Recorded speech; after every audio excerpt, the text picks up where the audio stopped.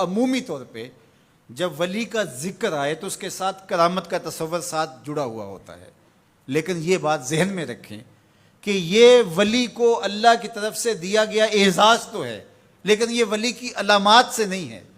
یعنی ولی کے لیے جو شرطیں ہیں، جو نصاب ہے، وہ ایمان اور تقوی ہے۔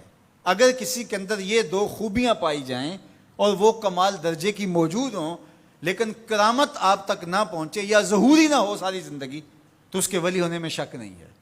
اور ایک شخص کے اندر آپ کرامت دیکھیں لیکن یہ دو خوبیاں نہ پائی جائیں تو اس کو ہم کرامت ہی قرار نہیں دے سکتے، وہ استدراج ہوگا۔ ہر وہ خرق عادت امر جو بغیر کسی شخص سے ظاہر ہو اور ہو خرق عادت، ما فوق الفطرت چیز ہو، تو اس کو قدرت الہیہ کہیں گے۔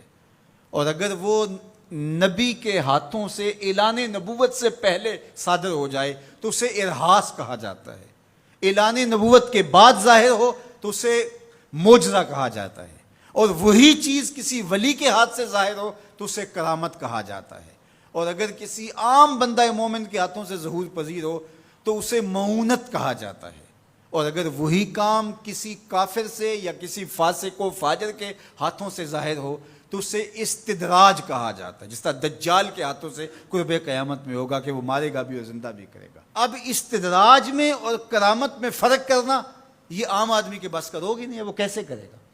تو اس کے لیے سادہ کلیہ یہ ہے کہ ایمان اور تقوی کی شرط کے ساتھ اس چیز کو کرامت کہا جائے گا، اور اگر یہ دونوں شرطیں نہیں پائی جا رہی تو وہ پھر استدراج ہوگا۔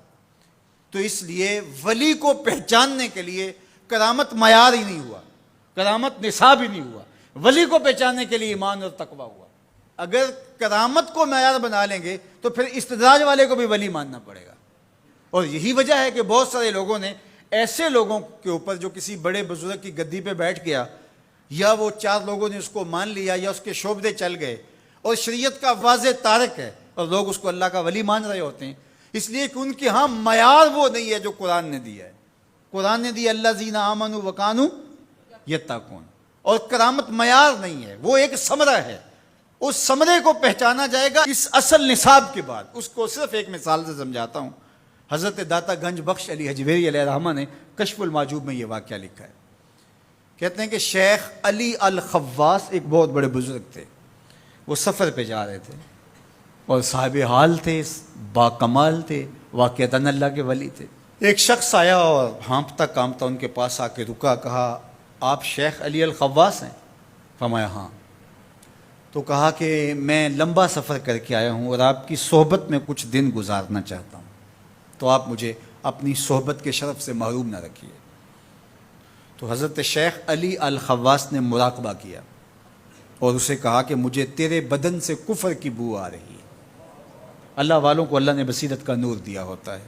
اس نے کہا جی میں نصرانی ہوں اور دیار غرب سے آیا ہوں، آپ کی شہرت سنی تھی تو آپ کی صحبت میں کچھ وقت گزارنے کی آرزو ہے، مجھے محروم نہ رکھیے۔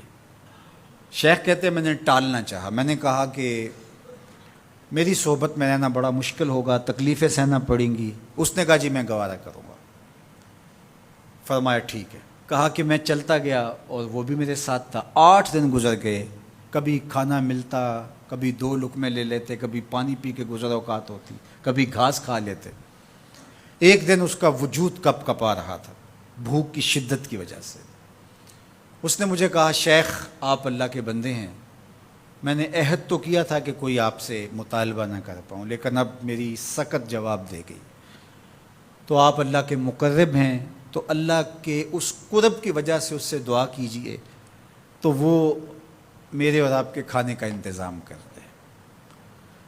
کہتے ہیں کہ میں اس کی حالت کو دیکھ کر کے سجدہ ریز ہو گیا اور اللہ کی بارگاہ میں نے یہ دعا کی مالک اس کافر کے سامنے رسوا نہ کرنا۔ کہا جب میں نے سر اٹھایا تو آسمان سے ایک طبق اترا جس کے اوپر 2 پیالے شربت کے تھے اور 2 روٹیاں تھیں، تو میں نے ایک پیالہ اور ایک روٹی اس کو دے دی اور ایک خود لے لی اور پھر سفر شروع ہو گیا۔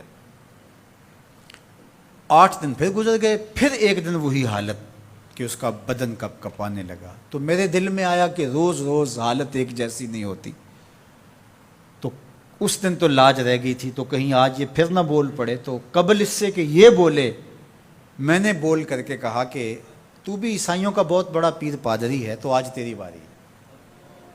تو کہتے ہیں جب میں نے اس کو کہا تو اس نے بھی سجدے میں سر رکھ دیا، اور میں دل ہی دل میں سوچا کہ اس کا سجدہ ریز ہونا کیا معنی رکھتا ہے جب ایمان ہی نہیں ہے۔ تھوڑی دیر کے بعد جب اس نے سر اٹھایا تو آسمان سے بھی طبق اترا، جس پر 4 پیالے شربت کے اور 4 روٹیاں تھیں۔ اس نے 2 روٹیاں اور 2 پیالے میری طرف بڑھائے، اور 2 پیالے اور 2 روٹیاں اپنی طرف کر لی، اور کہا کہ کل یا شیخ کھائیے۔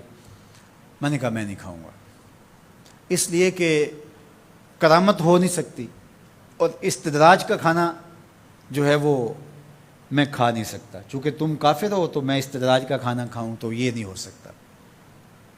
تو اس نے کہا کل یا شیخ، شیخ کھائیے اور میری طرف سے 2 مبارکیں وصول کیجیے۔ میں حیران ہوا، میں نے کہا کیا مبارکیں؟ اس نے کہا میں نے سجدے میں سر رکھا اور اللہ کی بارگاہ میں عرض کی، اے اللہ اگر اسلام سچا دین ہے تو 2 پیالے اور 2 روٹیاں عطا کر دے، اور اگر علی الخواص واقعی تیرا ولی ہے تو 2 پیالے اور 2 روٹیاں اس کے صدقے سے دے دے۔ تو ایک تو آپ کو آپ کی ولایت کی مبارک ہو، اور دوسرا ہاتھ بڑھائیے اور مجھے اسلام میں داخل کیجیے، اسلام سچا دین۔ تو شیخ علی الخواص کے اس واقعہ کو ذکر کرنے کے بعد داتا گنج بخش علی حجویری فرماتے ہیں کہ علی الخواص جیسا شخص بھی یہاں پریشان ہو جائے کہ خدایا یہ استدراج ہے یا کرامت، تو کہا پھر عام آدمی کیسے فیصلہ کر سکتا ہے کہ یہ استدراج ہے یا کرامت؟ تو کہا کہ اس کو یہی دیکھنا پڑے گا ایمان اور تقوی ہے کہ نہیں۔ تو ایمان اور تقوی یہ علامت ہے کسی کے ولی ہونے